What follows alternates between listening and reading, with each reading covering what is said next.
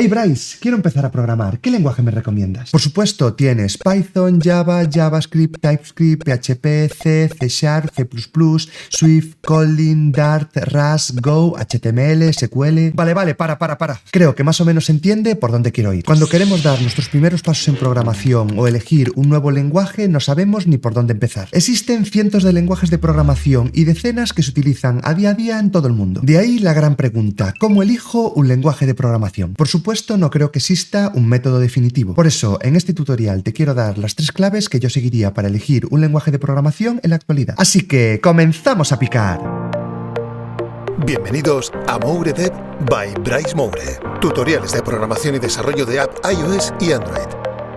Mi nombre es Bryce Moure, soy ingeniero de software desde hace más de 12 años. Recuerda que realizo transmisiones en directo de lunes a viernes y que todos los enlaces de interés de la comunidad los puedes encontrar en moure.dev. El sector profesional del desarrollo de software es uno de los más demandados y los mejor pagados. Continuamente aparecen nuevas tecnologías y van evolucionando las que ya existían. Todo esto hace que día a día nuevas personas se intenten acercar al sector y se interesen por dar sus primeros pasos en programación. También provoca que otra gente que lleva ya años trabajando quiera buscar un cambio. Y aquí siempre surge la misma pregunta, ¿hacia dónde y cómo empiezo? Aunque programar no es únicamente aprender un lenguaje de programación, es una pieza fundamental y puede que ya nos sintamos frustrados únicamente eligiendo el lenguaje. Así que espero que estas 3 claves puedan ayudarte a seleccionar uno. Básicamente se trata de que acabes eligiendo uno con el que creas que te vas a sentir cómodo o cómoda. Así que comencemos. Primer punto a tener en cuenta, un concepto muy básico pero que debes conocer, frontend y backend. Aunque esto no es del todo exacto, un sistema de software puede dividirse en estas 2 grandes capas. La parte frontend es la parte visual, la parte que se ejecuta en nuestro dispositivo. Hablamos de frontend en una aplicación web, de escritorio, móvil, y hablamos de backend cuando nos referimos a una aplicación que se ejecuta en un servidor remoto. Te voy a poner un ejemplo muy sencillo. Pensemos en el propio YouTube. Seguramente tú has entrado a este vídeo a través de la página web o de la aplicación, un lugar que representa la capa visual. Esta es la parte frontend de YouTube. En cambio, en algún momento tú has realizado un proceso de login. Tu usuario y contraseña lo has escrito en el frontend, pero esos datos se han enviado a un servidor remoto y ese servidor remoto ha sido el encargado de validar tus credenciales. Pues bien, todas esas operaciones realizadas en remoto forman parte del backend. Con esto quiero representarte que existen estas 2 partes: la posibilidad de programar algo que se va a ver representado en el dispositivo físico o algo que se va a ejecutar en el servidor remoto. En la gran mayoría de los casos, una aplicación va a tener las 2 partes y este puede ser un primer punto de decisión, ya que existirán lenguajes predominantes en la parte front y en la parte back, incluso algunos que son comunes entre ambas partes. Todo esto, como he dicho, simplificándolo al máximo. La segunda clave que creo que debes de tener en cuenta es el entorno. Algo así como qué tipo de software queremos acabar construyendo con nuestro lenguaje de programación. Seguramente te suene la mayoría. Estoy hablando de aplicaciones de escritorio, la típica aplicación que instalamos en el sistema operativo de escritorio, en Windows, en Mac o en Linux. Por otro lado, tenemos las aplicaciones web, aplicaciones que consumimos a través de un explorador web. A este tipo de desarrollo también se le suele denominar como frontend, un poco tomando el nombre de esta parte visual. Hablamos de aplicaciones que no necesitan instalarse y que podemos consumir prácticamente desde cualquier dispositivo con una pantalla. Por otro lado, tenemos las aplicaciones móviles, algo así como el equivalente a las aplicaciones de escritorio pero instaladas en dispositivos móviles con iOS o Android. Piensa que las aplicaciones de escritorio o móviles pueden utilizar las capacidades del dispositivo mucho más allá que las aplicaciones web. Pueden utilizar de forma más eficiente el hardware o ciertos recursos del dispositivo donde están instaladas. Eso sí, necesitan precisamente estar instaladas, por lo que el proceso puede ser menos directo que acceder a una web. Piensa que todos los tipos de desarrollo tienen puntos fuertes y puntos débiles. Quiero hacer un grupo diferenciado con el siguiente entorno. Estoy hablando de los videojuegos. Aquí un poco agrupo los anteriores. Pueden ejecutarse en web, en escritorio, en móvil, en consola, pero sí que es cierto que el tipo de desarrollo es distinto a los anteriores y que se trata de una industria muy concreta del sector, pero por supuesto con grandes posibilidades. Hablemos ahora del backend. Si lo recuerdas, todas aquellas aplicaciones de software que se ejecutan en un servidor remoto. Muy relacionado con el backend está el siguiente entorno, las bases de datos, una pieza que habitualmente también se encuentra en un servidor remoto, el lugar donde se estructuran datos y donde se suele almacenar la mayoría de información de un sistema de software. En ningún momento le quitemos importancia a las bases de datos. Existen profesionales que únicamente se dedican a esta parte. En muchos casos, la gente que trabaja en backend suele ser la encargada de consultar estas bases de datos, de tratar la información y de acabar devolviéndola al frontend. Vayámonos al IoT o el Internet de las cosas. Hasta el momento hemos hablado de ordenadores, de dispositivos móviles, pero hoy en día todo está conectado y una lavadora, una nevera, hasta una bombilla puede tener software en su interior. Y por supuesto, existe una parte de nuestro sector dedicado a crearlo. El siguiente tipo de entorno del que te quiero hablar seguramente lo estás escuchando día a día. Hablo de inteligencia artificial, machine learning, deep learning, big data, básicamente sistemas que son capaces de tratar con un volumen muy alto de datos y que una vez son capaces de procesarlos e interconectarlos nos pueden dar respuestas mucho más allá, generando así resultados basados en análisis y patrones. Por supuesto, uno de los grandes campos de software en alza. Ya para finalizar, también hablarte de blockchain o Web3, otras tecnologías muy novedosas, que básicamente hacen referencia a sistemas descentralizados, en los que cada vez más desarrollos se están apoyando. Pasemos a la tercera y última clave para elegir nuestro lenguaje de programación, que es precisamente conocer los lenguajes. Ya he comentado que existen cientos de lenguajes, pero también es cierto que hay algunos que son mayoritarios, que están más presentes en las tecnologías en las que estamos programando actualmente y que tienen mayores ofertas de trabajo. En este punto, personalmente me quedaría con 17. Puedes estar pensando en que son muchísimos, pero ahí está una de las grandes ventajas del sector. Las posibilidades son muy grandes. A veces solo escuchamos hablar de uno o de dos lenguajes y parece que todo el mundo tiene que irse hacia ellos, que si no va a ser imposible que acabe encontrando trabajo. Estos 17 lenguajes serán los siguientes, los voy a nombrar por orden de aparición. No quiere decir que el primero sea más relevante que el quinto. Serán los siguientes: C,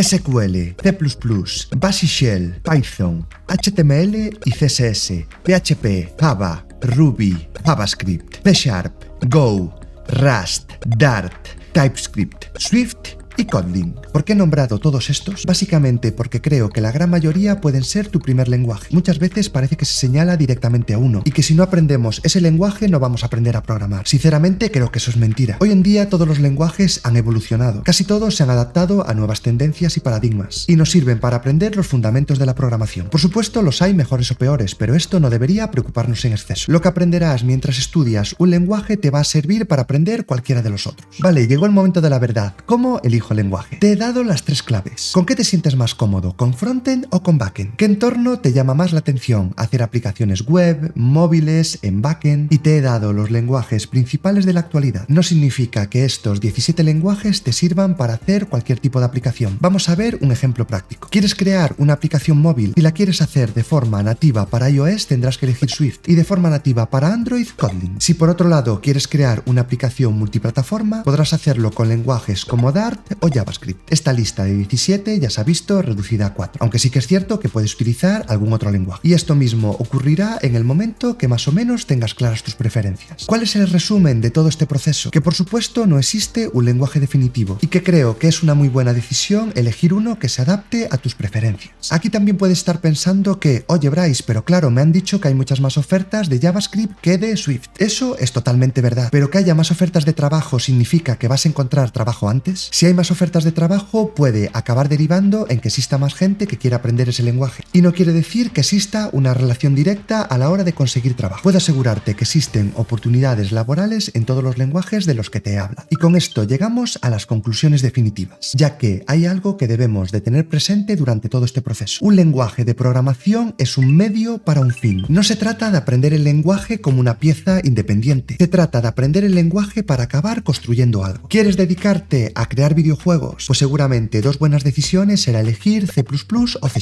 Si tú, por ejemplo, querías aprender el lenguaje Rust y acabar trabajando en desarrollo de videojuegos, es muy posible que haya sido una mala decisión, ya que Rust no es el medio para conseguir tu fin. Aquí es donde también gana mucha importancia el llamado framework, el marco de trabajo donde se va a aplicar el lenguaje de programación para acabar construyendo algo. Ejemplos de librerías o de frameworks, por ejemplo, puede ser React, que podemos utilizar con JavaScript y TypeScript para acabar creando webs. Por eso, como conclusión final, ten siempre presente el contexto. Voy a aprender un lenguaje de programación para acabar creando un software concreto y seguramente me voy a acabar apoyando en una librería o framework. ¿Cuáles serían entonces los próximos pasos? ¿Y cómo aprendo un lenguaje? Existen infinidad de recursos. En este mismo canal tienes tutoriales desde cero para aprender Python, Swift o Kotlin. Todos los lenguajes tienen tutoriales desde cero, documentación oficial y por supuesto un montón de escuelas, academias y plataformas para aprenderlo. También me gustaría gustaría recordarte que si quieres profundizar en el proceso a la hora de encontrar el lenguaje, tengo una masterclass en Mastermind, donde hablo mucho más en profundidad de todo esto y donde te voy a ir acompañando durante toda tu lección. Te voy a ir describiendo cada uno de los entornos y lenguajes, y donde aparte de los 17 lenguajes te añadiré otros 4 más, lenguajes que están en alza. También te acabaré indicando qué lenguajes son los que yo elegiría para cada uno de los entornos. Pero por supuesto tú tienes la última palabra. Te dejo el enlace de acceso en la descripción del vídeo, para que así también puedas ver el resto de cursos que vas a acabar encontrando en la plataforma. Ya por último, decirte que imagínate que eliges un lenguaje y al final te equivocas. No pasa absolutamente nada. A lo largo de mi vida he programado en muchos lenguajes. Unos me han gustado más y otros menos, pero siempre me ha valido para seguir avanzando y aprendiendo cosas nuevas. Y que lo que aprendo en un lenguaje me sirve como base para el siguiente. Nunca va a significar que el lenguaje que aprendas hoy va a ser con el que te acabe retirando. Así que simplemente tómatelo como un paso más dentro de tu carrera. De verdad, espero que estas claves te hayan ayudado y que sientas un poco menos de presión a la hora de elegir un lenguaje. Déjame en comentarios qué te ha parecido y cuál es el lenguaje que elegirías. Internet está lleno de información sobre cada uno de ellos para que puedas elegir de la mejor manera posible. Con esto me despido. Si quieres apoyar este contenido, suscríbete al canal y activa la campanita. Recuerda que de lunes a viernes realizo transmisiones en directo y que todas las semanas subo un nuevo vídeo a YouTube, tanto en este canal principal como en el canal secundario. Nos vemos muy pronto. ¡Hasta luego!